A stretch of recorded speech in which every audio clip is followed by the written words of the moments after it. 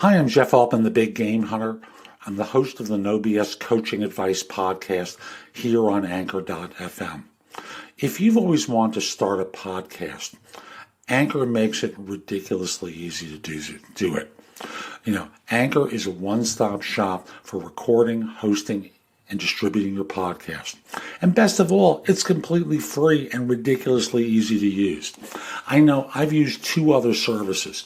One was very expensive, like $700 a month expensive, until I realized I was getting hosed, and now it costs me much less, but it still costs me. Another service that's inexpensive, but it still costs me. Again, it's 100% free. And now Anchor can match you with great sponsors too, so you can get paid to podcast. I do no BS coaching advice here, and it is a breeze. I can record on my laptop. I can record live off my phone. Again, very, very easy to use. So if you've always wanted to start a podcast and make money doing it, go to anchor.fm/start to join me and the diverse community of podcasters already using Anchor. That's anchor.fm/start. I can't wait to hear your podcast.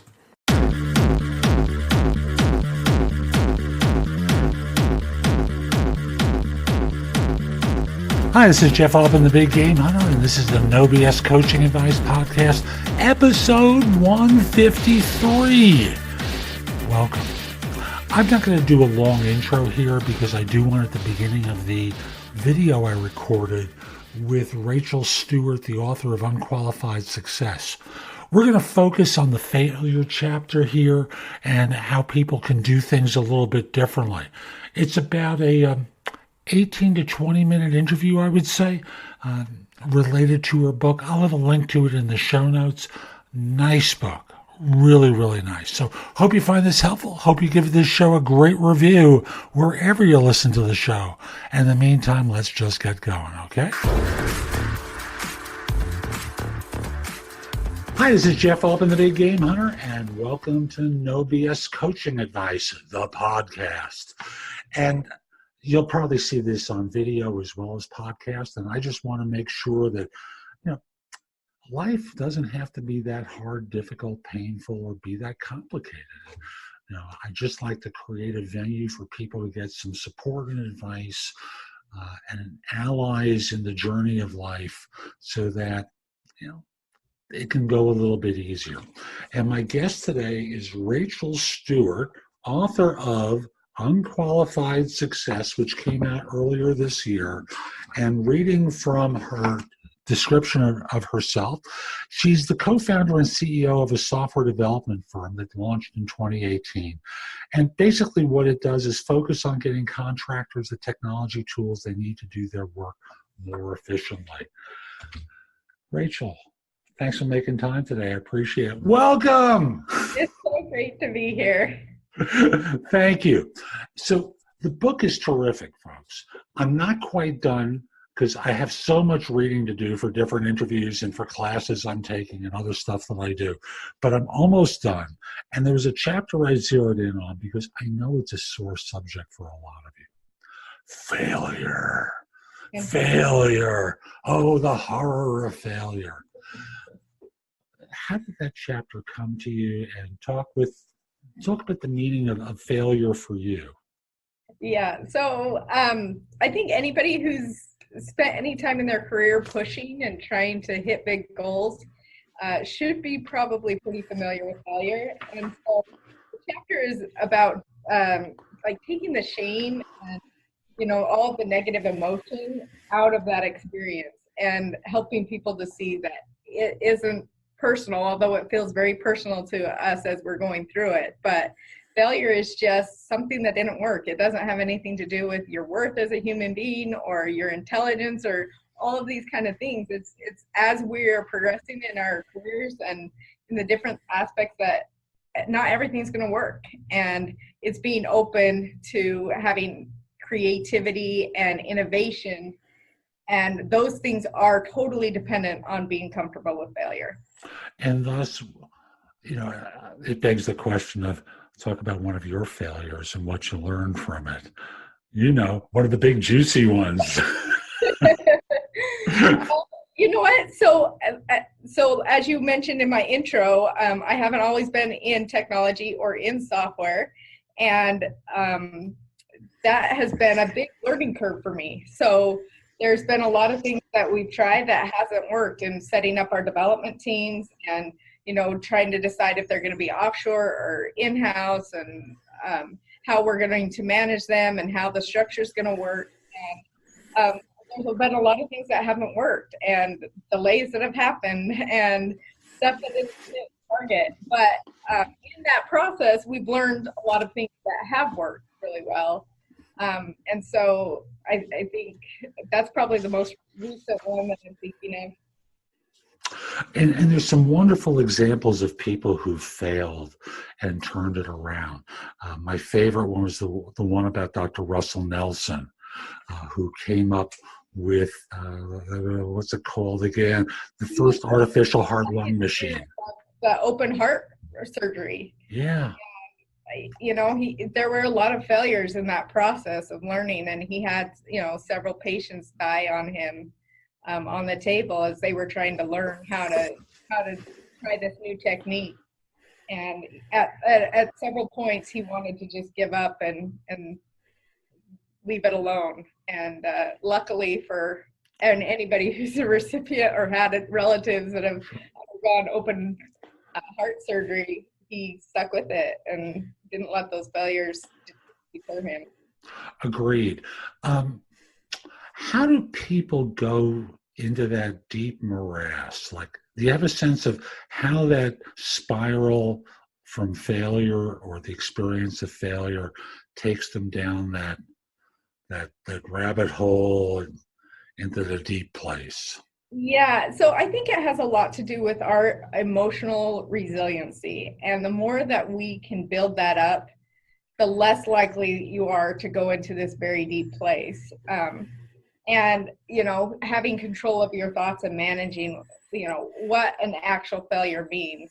And again, it's very hard. It's very easy to see from the outside and a lot harder to do, but it takes practice and intentional work. So I talk about people in the book who from a very early age, their family and their parents, sat around the dinner table and said, okay, what was your biggest failure today? And celebrated failure instead of making it like this terrible thing that nobody wanted to talk about and keep it in the corner, So. And one of the things I've run men's retreats around the country. And one of the things that I talk to guys about is that secrets kill. And the secrets that we keep inside of us kind of eat like acid and destroy us from within. And the idea is to give life to them and just get them out and not make them more powerful than they need to be. For sure. I think that's a huge tip in all of our lives, in from dealing with failure to other things, is the more exposure we can get, the less scary that things are. And I agree with that with all of our fears. So how do we start pivoting from that feeling of failure? Had trouble with that alliteration there. That feeling of failure, and start getting people onto the success track from there. Again, so I give some tips and tricks in the book and exercises that you can do. Yay. But I think, in whatever situation that you are in, so I talk about companies who create events around failure. And, the Mayo Clinic had the Queasy Eagle Award and the innovation that came from that. So on a smaller scale, you could do that with whatever mastermind group you have or whatever, support group that you have, where you could create a night or an event where you all share your failures and celebrate those and make it kind of a fun event. And from that, what we take is the power out of it, right? Yeah, to take the shame out of it. Right. So let's go a little bit further. I love this. And I'm not as well marked as I normally am with this. So failure versus discomfort. It's an interesting idea. I tend to think of discomfort as being the place where it's our growth edge. Is that the way you see it? For sure. And, I have a chapter in the book about grit, and this is what I talk about all the time, is that, grit is the ability to stay in discomfort for an extended period of time. And when we can extend that period of time, the more chance that we give for the universe to work in our favor, for all the pieces to fall into place, and for something good to happen. But a lot of times what we do is we feel that discomfort and we want to back away from whatever it is that we're doing. This is scary. This is uncomfortable. I don't like it. Like, let me go back to a safe place. And when we do that, then we miss the opportunities that happen in what you're talking about, the growth zone. And the allegedly safe place isn't. Right? The reality is the places we think are safe are the places where we get trapped. Exactly. And, I talk about that you're going to face discomfort either way. So you're going to have the discomfort of unmet dreams and unmet expectations for your life and, not reaching your potential, or you're going to have the discomfort of doing scary things, putting yourself out there, taking a little risk. And so you just have to decide which discomfort you most want to live with on your deathbed, Ooh, deathbed. Now, for most people, that's a scary place, right? For sure. So when you're looking back, you have to go, okay, what kind of life did I want to live, between now and dead?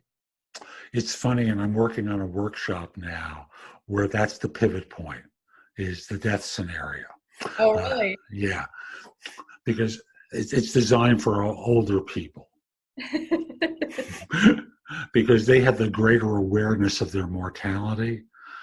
So it's designed to take them to their edge. There you go. The scary place. So with that, so what would you say the key takeaways are from the book? Without obviously, going into revealing things that you don't want to. What would you think are most important for people to know about? Yeah, I think the biggest thing is to just give it a go. To not let your unqualifications and your insecurities hold you back, and just give it a good old shot. And if at the end of the day it doesn't work, if there's failure that happens, there will be a lot of success along the way as well. And so that's the entirety of the book, is to not let your unqualifications keep you from reaching your dreams. And where did they start getting in the way for you? What was the story you were telling yourself about your lack of being qualified? Well, I tell people that I have been unqualified for every role that I've ever held. And so, and I think anybody who's stretching and reaching for something bigger or better is unqualified. And that even goes in our relationships, as you're trying to have deeper connections with people and strengthen those ties, you can feel very unqualified to be doing this work. And so I think it's about, just keeping going and keep trying and keep working at it. And you have kids, as I recall. How do you pass this on to children? Well, I think it's tough in this day and age because, our kids are not exposed to as much hard, difficult things. I mean, it's challenging, the world that they're growing up in, but a lot of those discomforts aren't the type of discomfort that create a lot of grit and persistence and sticking with it. So for me, I'm trying to find opportunities where I can not give my kids everything that maybe the whole neighborhood has, delaying when they get a cell phone, delaying some of the creature comforts, teaching them how to really work and deal with uncomfortable situations, because life is pretty easy for most Americans these days. There's just a lot that, previous generations had to deal with that we don't have to deal with. When you think of some of the issues that people went through a couple decades ago, or in the 50s and 60s and all of that, it was usually there was one car, there was, single income household. There were all of these things, and kids really had to work, and they, wore one outfit or two outfits to school that they washed on, it's just a different world that we live in. I remember back in the old days. Because I am someone who grew up in the 60s.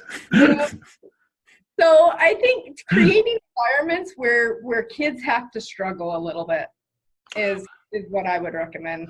I know with my wife and our son, who's now going to be 19 in February, he was in high school and he likes money. And I was not going to just hand it to him. So he went out and got himself a job. And first job lasted for a number of months. Then he wound up getting a job at a restaurant where he was working in the kitchen and going to high school full time and being there at closing and then repeat above. So he's working long days, 5-6 days a week while he's in high school. And that's awesome. That's awesome. I brought my kids one day, it was in the middle of the Arizona summer, and I said, hey, you're coming to work with me. And I put them to work washing the windows outside. And like 20 minutes into it, they're coming in complaining that they're hot and tired. And I'm like, are you kidding me? To play outside all day during the summer? Like, get out there and sweat some, but. Kids are a hoot. So if we're looking at three things other than get out there and do it, that we can pass on to our listeners today and our viewers that will help them in some way, while instead inspiring them to buy the book, Unqualified Success, which I'll have a link to in the show notes when this goes live. What can we tell them? What would serve them well? Yeah, so the first thing is you have to start with your mindset. So your thoughts and your mindset are going to control all of your outcomes. So I think that's the first place to start. Secondly, I think creating a vision of the life that you want is really, really powerful. And especially when it's very sensory rich and you can see it, feel it, taste it, all of those kind of things, and it's written out and you're going back to it often, what happens is then your mind goes to work subconsciously to try to, because it doesn't like the disconnect. It doesn't like where you are and this dream that you have. And especially the more you play this vision over and over in your head and kind of make it your reality, there's this disconnect, and the mind doesn't like that disconnect. So even subconsciously, it will go to work trying to solve these problems to get you from here to there. So I think that's the other thing. And then I think just staying in that hard work and that tough spot in the growth zone for an extended period of time. The longer you can extend that out, then I think doing those things consistently, you'll be able to make all of the things that you want in your life happen. My thing is, I know so many people work with goals. We're going to set a goal to do such and such. And goals to me has this template associated with it from all our previous failures, right? Whether it's stopping smoking, losing weight, not getting high, whatever it is, there's a template associated with goals. I'm going to make X number of phone calls today, or I have to abstain from something. It's hard. And what I've done is kind of flip it. And with the people I coach, I'll ask them, what's possible now? Yeah. What helps move you forward in some way? What's possible that you could do today? And to ask yourself that question daily, and sometimes even hourly, depending upon what you're trying to work on. I think that's super powerful. And I think starting where you are, wherever that is, and just get moving is extremely powerful, rather than waiting for perfect scenario, perfect moment, perfect whatever. You'll sit around and there is no such thing as perfect, folks. The conditions are never perfect. We unfortunately have too many stories of people whose families are incredibly wealthy and whose kids get involved in one substance or another, and they on the outside look like perfect conditions, and they aren't. Just get going. Just get into motion, just like with exercise. Just do something, and then you can start rolling things out. For sure. For sure. Rachel, thank you. This has been fun. And again, the book is Unqualified Success, Bridging the Gap Between Where You Are Now and Where You Want to Be to Achieve Massive Success. Thanks for making time. And folks, we'll be back soon with more. I'm Jeff Altman, the Big Game Hunter. Hope you enjoyed this. We'll have someone on soon. And in the meantime, hope you have a great day. Be great! So that's today's show. I hope you enjoyed it. And if you did, subscribe in Apple Podcasts, Spotify, Google Play, wherever you listen to the show. Just subscribe so you get downloads whenever I release a new episode.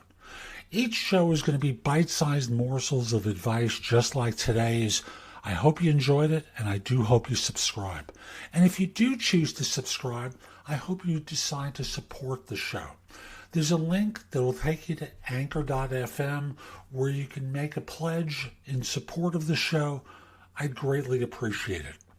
If you're interested in my coaching you, connect with me on LinkedIn at linkedin.com/IN/the Big Game Hunter. Mention that you listen to the show. I just happen to like knowing I'm helping some folks.